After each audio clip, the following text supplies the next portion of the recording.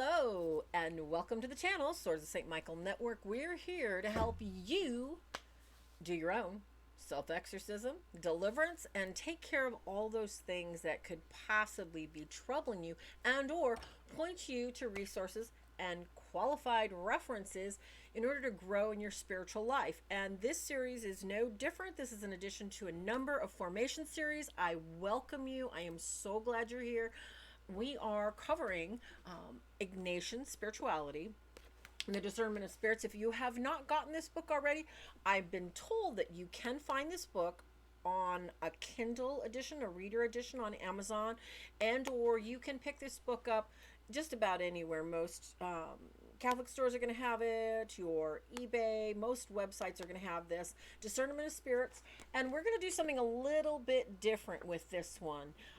We are going to actually be covering, I'm going to be reading bits from Father Timothy Gallager's direction in this Ignatian Discernment of Spirits, and then as usual, to help you form a better understanding and practice, we're going to have some thoughts and notes. So what are you going to need? You're just going to need a great, open mind and awareness of Christ's presence, God's presence in our life. And this is, last week we covered my brief intro. This is going to be focusing on Father Timothy Gallager's information and his intro and how his view of, why he wrote this book. And it's really, really directed at the heart of all Christians that want to get closer to God and discern for themselves, is this of God or is this not of God? So I'd like to pray ourselves in. And like I said, I am Sister Farah Rose Perry, recently sacramentally wed to my husband, Matthew. And I am operating Swords of St. Michael now as a not-for-profit business charity that helps people all over, consults cases, etc., books on swordsofstmichael.org, and all sorts of rosaries, medals, and those sorts of things at prayersbythebead.com or Prayers by the Bead on Etsy. We also do donations and Patreon. Please thumbs up, hit us a like. I'd love a comment, any kind of comments, even if it just doesn't pertain to this. Another series you may want to watch. Lots of great videos, more videos coming. We're just getting settled in, so hold on, we got to pray ourselves in nomine Patri et Filio et Spiritus Sancto, sic erat in principio et nunc et semper et saecula saeculorum. Sancta Michael Arcangele, defende nos in prelio, contra nequitium et insidiis diaboli esto presidium. Imper Deus supplicis deprecamur tuque, princeps maletia celestis satana maliosque, spiritus malignos, qui ad perditionem animarum pervegantur in mundo divina virtute, in infernum detrude. Amen. Our study prayer. Suscipe. Suscipe Domine universum meam, libertatem. Accipe memoriam, intellectum atque voluntatem omnem. Quid quidavio vel possideo mihi largitus es. Et tibi totum restitio ac tui prorsus voluntate trado gubernandum. Amorum, tui solum, cum gratia tui mihi dones, et divi sum satis ec aluid quidquam ultra posco. Amen.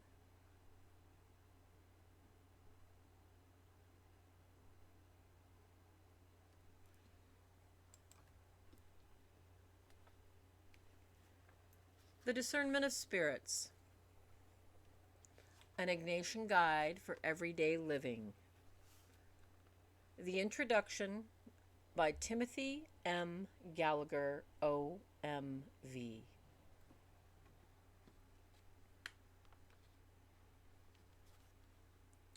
At the heart of the spiritual life, joy in God, then the depressing of that joy, a happy mood, then interactions that discourage and raise doubts about authentic spiritual progress, anxiety that what seemed to be strong faith may have only been a passing mood. Then again, delight, spiritual peace, then an overshadowing of that peace. Finally, untouched peace in God.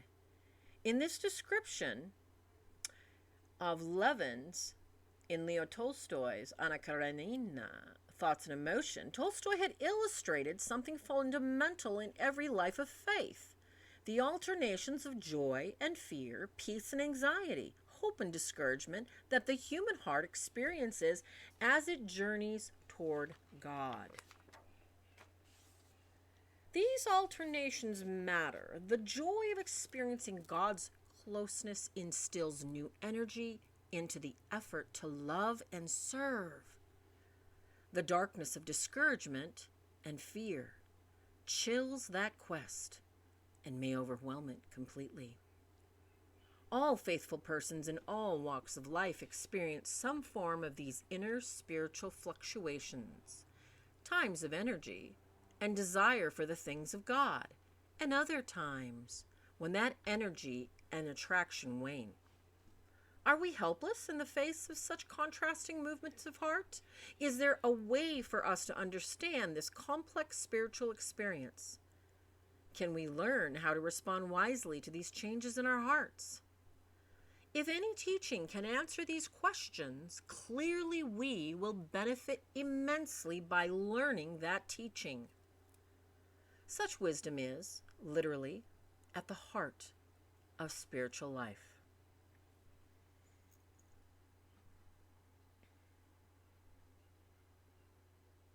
St. Ignatius of Loyola. All who have preceded us in this journey of faith have experienced such movements of the heart, and they, like us, have made choices in response to these movements, accepting or rejecting them. From the experience of the first human beings described in the book of Genesis and throughout both the Old and New Testaments, we encounter persons who must distinguish between attractions that are of God and those that are not. Through the centuries, figures of holiness have offered us assurances and assistance to dedicated people in understanding and responding to these stirrings of the heart. Origen, Anthony of Egypt, Augustine, John Cassian, Bernard of Clairvaux, Catherine of Siena, just to name a few. Among them, however, St. Ignatius of Loyola emerges in a distinct way as a spiritual guide whose teaching on discernment will be the focus of this book. As we will see, Ignatius found practical language to explain these contrasting movements of the heart and taught effective ways to respond to them. Ignatius's own interior life was characterized by rich affectivity and a remarkable spiritual self-awareness. References to this keen spiritual awareness abound in the writings of those who knew him personally and are classic in the Ignatian tradition. Geronimino Nadal, one of those closest to Ignatius, affirms that Ignatius' special grace was to see and contemplate in all things, actions, and conversations, the presence of God and the love of spiritual things, to remain a contemplative even in the midst of action. Many other witnesses express similar thoughts. Discernment, in the sense intended here, signifies the process of distinguishing one thing or idea from another. To discern, from the Latin discernere, to separate things according to their qualities. To distinguish between one thing and another is to identify one spiritual reality as different from another. The phrase of spirits describes what is to be discerned. That is, which spiritual realities are to be distinguished one from another. The word spirits, as Ignatius uses it in this context, indicates those affective stirrings in the heart: joy, sadness, hope, fear, peace, anxiety, and similar feelings with their related thoughts that influence our life of faith and our progress toward God. At this point, therefore, We may say that for Ignatius, discernment of spirits describes the process by which we seek to distinguish between different kinds of spiritual stirrings in our hearts, identifying those that are of God and those that are not, in order to accept the former and to reject the latter. This book is concerned with explaining, illustrating, and applying discernment of spirits to the ordinary, daily spiritual experience of dedicated people. Our basic text in Ignatius's writings will be the rules for the discernment of spirits that he includes in his spiritual exercises. These rules are the clearest and most concrete teaching on discernment of spirits contained in our spiritual tradition. And as Green writes regarding the practice of discernment of spirits, quote, "The classic source is the rules for discernments of spirits and the spiritual exercises of St. Ignatius Loyola. Even today, written 450 years ago, are the Church's canonical locus on discernment. What St. Augustine has done for the problem of evil, or St. Teresa of Avila and St. John of the Cross for the phenomenology of prayer, St. Ignatius, by the grace of God, has done for the art of discernment."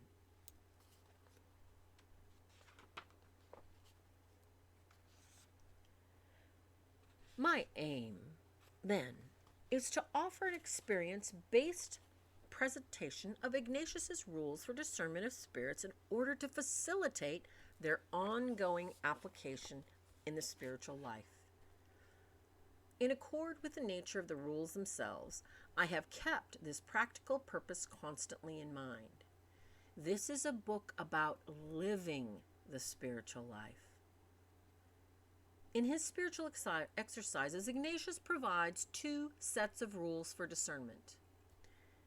In this book, I will discover and discuss the first set, composed of the 14 rules. My intention is also to comment on the second set of rules in a separate volume. Ignatius himself, in fact, indicates that the second set of rules should not be discussed simultaneously with the first, and that to do so is unhelpful to persons engaged in applying the first set of rules. And as we will see, the growth involved in assimilating the first set of rules is already great. By focusing our reflections in this book on the first set of rules, the material remains manageable and will be more easily understood and applied in our lives. Ignatius composed these rules for those who guide others in the spiritual exercises, a time of prayer and of seeking the will of God. He presumes that these guides will know the rules well and will explain them to the retreatants in accordance with the retreatants' spiritual needs. In this pedagogy, Ignatius desires that with the help of their guides, the retreatants will increasingly develop a personal ability to apply the rules to their own experience, an ability that they will retain when the days of the retreat have concluded. These rules for discernment, therefore, do not apply only to the formal time, but also to the ongoing work of the spiritual experience of all who seek the Lord. This book is intended for all who desire deeper understanding of Ignatius's rules for discernment in order to apply them in their spiritual lives. It is written for those giving and for those receiving spiritual guidance and may serve them as a resource in transmitting and receiving Ignatius's teaching on discernment. This book may serve as a systematic introduction to the 14 rules, or be used according to need as a reminder of individual rules. The same examples also indicate that this book is concerned not with remote spiritual phenomenon, but with the ordinary spiritual experience of all faithful persons. Excellent literature on the rules for discernment already exists. A gap remained in that literature, a gap that explains in part why the rules for discernment continue to be too little known and too seldom utilized. Some of the writing is extensive, thorough, and conceptually rich, but by that very fact, inaccessible except to specialists. Other writing helpfully simplifies and renders the rules more accessible to many readers and cannot, in a few pages, describe them fully. The presentations of the rules in this book seek to combine both accessibility and essential completeness. Each rule is the subject of a separate chapter and discussed in depth. By examining what Ignatius actually writes in each rule without attempting to explore further issues and complexities, we respect Ignatius's own pedagogical choices and permit an intelligible and substantial discussion of each rule without undue length or difficulty of exposition. The explanation of the rules, though, use of examples, lightens the reading and sets the teaching in its original experiential context and clarifies the rules themselves. In the 14 rules, it will be evident Ignatius first instruct us regarding the nature of discernment, and then, when we have grasped this, offers practical guidelines for living according to the discernment we have come to understand. Most readers will find that from the 3rd chapter forward, this book will apply directly to their personal experience and will offer practical guidelines for spiritual action. The first 2 chapters, in keeping with Ignatius's sound pedagogical sense, supply the necessary foundation for a fruitful understanding to those that follow. The basic message of Ignatius's 14 rules for discernment is liberation from captivity to discouragement and deception in the spiritual life. One of my happiest experiences in working with these rules has been to witness consistently how they awaken new hope in those with whom they are shared. Dedicated persons, at time long subject to the spiritual discouragement mentioned above, find in Ignatius's rules a teaching that begins to set them free. The words that Jesus proclaimed in the synagogue of Nazareth, as a summation of his entire redemptive mission, also expresses the central theme of this book.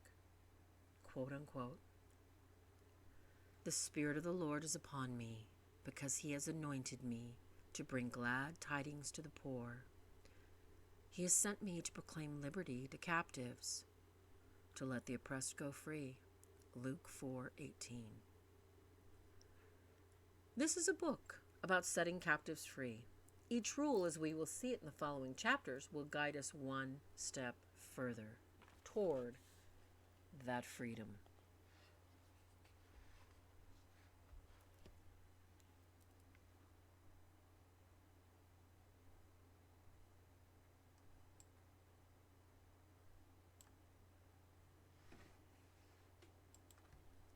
I hope you guys are excited as I am. This is Father Timothy Gallager just put this so succinctly. This is for each one of us. A lot of people think sometimes that these spiritual guides to discernment and everything else, like in the spiritual combat that we did, it's so lofty and so difficult to understand that it's going to be hard for any one of us to actually get through it, even with a spiritual director. And, don't be upset if you don't have a spiritual director, okay? It's very difficult these days to find professed religious that have time to be a spiritual director. It is very difficult to find one that has a good enough spiritual director to help you discern what you're going through. And I am hoping and praying that if you have not found one, that you will continue to pray on one, spending time in the Blessed Sacrament or directly in time in your prayer life with Christ or with his Mother Mary. I think that for most of us, we are seeing a time like we've never seen before, that there is so much in our face, pure darkness. And darkness that is shrouded by smiles and laughter and cash flow and all the good things that we're told we need to reach for in this life. And it's my hope and my goal that in walking through this discernment of spirits, you and I will be blessed by the time we're spending together right now to help others discern what it is that's coming at them that's coming for them, their loved ones, and their children. Because it's not just you and me. It's, as he puts it so well here, Father, it is for us to share. It is for us to express. It is for us to help others be set free. So in order to set others free, we have to be able to set ourselves free. We must know ourselves. We must take the time in prayer, look at where we've been, where we'd like to be, and maybe where our future is going to take us. So I'm going to look at a couple notes that I took just for this introduction, because as some people are new to the channel, some people may just be starting or have not seen my little brief introduction last week. I really wanted to go over Father Timothy's introduction just to get us warmed up to start on the chapters of the rules one by one. And definitely, let's pray in all things. So, let's look at what I wrote down. As I said earlier, hey, give this channel, this video a like, thumbs up. That would be great. Don't forget to click on that cute little subscribe button and the bell notification. If you don't hit the bell notification, you won't get that little sign in the corner that says, hey, there's another video up, and there's other topics that I'm covering. So, as I said before, I hope you'll forgive me. I just got remarried, moved to the country, and literally have hardly any internet out here. So things are getting a little bumpy, but they're better. So let's get to our list of all these wonderful things that we're going to do. For this week on Discernment of Spirits intro notes, as usual, when we go through one of these walks into our daily walk with Christ and God, it's good for us to have a journal. And if you don't have a journal, if you have a phone, Android, iPhone, take notes. Because in this walk that we're about to get into, in this discernment of spirit, this is for our daily life. And it's covering feelings, as he's talking about the exquisite joy at seeing the sunset, the absolute delight, of hearing birds and knowing that God created that sound for you to hear at that very minute, and it gave you so much happiness and joy. And you're like, wow, God, what if I couldn't hear? What if I could never hear? What if I could never see that? There's so many things that we encounter every day. And if I may be interrupting here, is to say, I had something happen to me last week. I get this horrible staph infection that I was just like, oh my God, I can't do this. I can't do this. I don't have time for this. I just got married. It was horrible. I was in tears. I was just, for probably the first 12 to 18 hours, I was devastated. I didn't know how I was going to do this. And then I started looking at the cross and I said, okay, God, bad attitudes got to go. My feelings got to go. My wants, my needs, what I think I'm supposed to be has got to go. I got to look at the foot of that cross. Say thank you. And sometimes for us to discern that spirit is so difficult that we do not see God in that spirit of frustration or mortification or whatever it is we may be going through. And we are encouraged to pray in all things. It's not easy. And sometimes when you get so frustrated, it's hard to remember that God has the plan.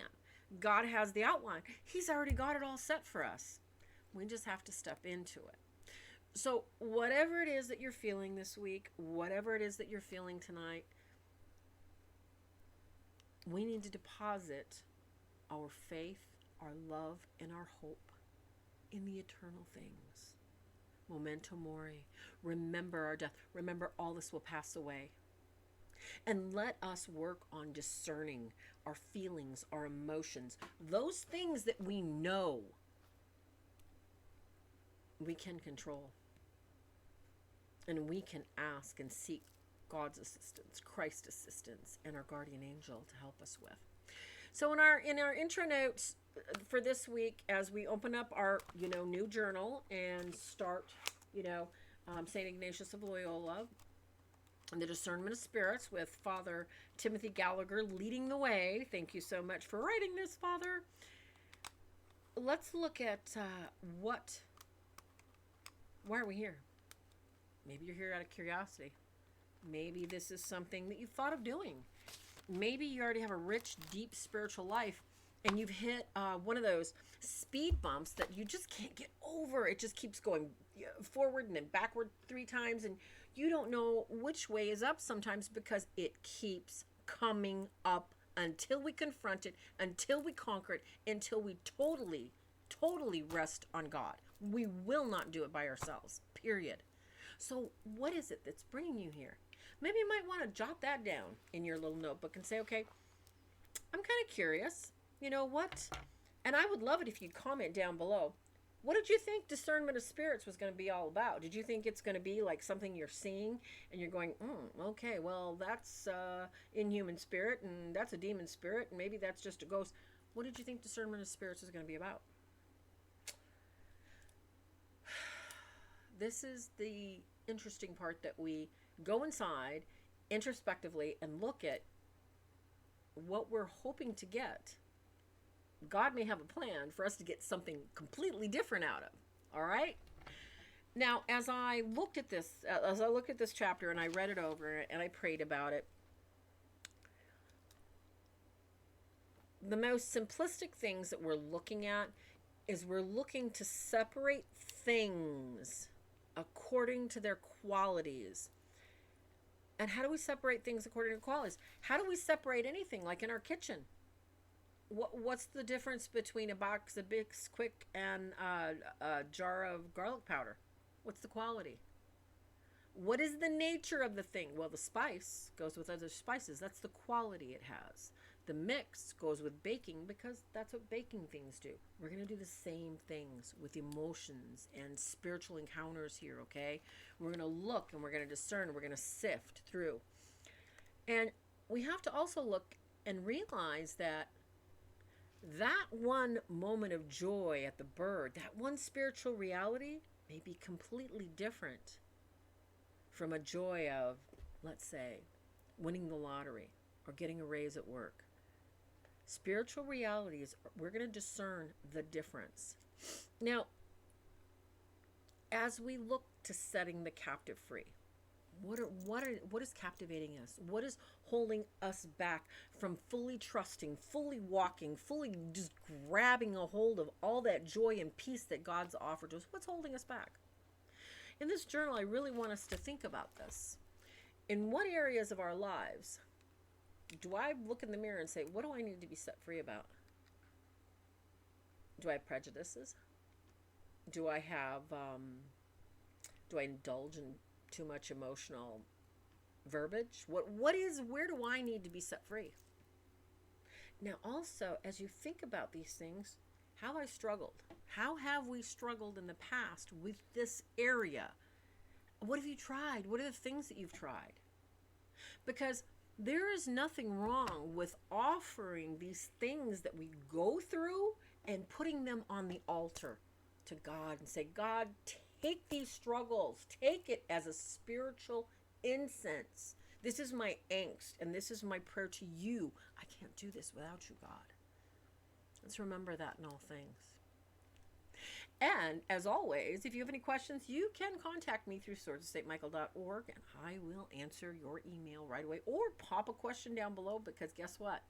I absolutely love to answer questions. And now that I'm getting settled in my new home and my new life as a married woman, I'm starting a second channel with my husband, and it's going to be a homesteading project because we have 2 city people that have country parents and grandparents, but we're going to start homesteading. So if you want to join us, I'm going to put a link below, not this week, but next week.